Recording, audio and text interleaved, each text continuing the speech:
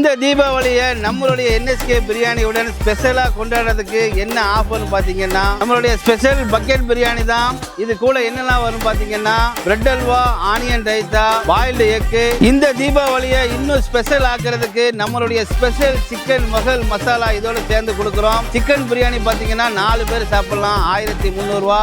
Mutton biryani 4 பேர் சாப்பிடலாம், 1800 ரூபா. இந்த தீபாவளியை NSK பிரியாணியுடன் சேஃபாக கொண்டாடுங்க. அனைவருக்கும் தீபாவளி நல்வாழ்த்துக்கள்.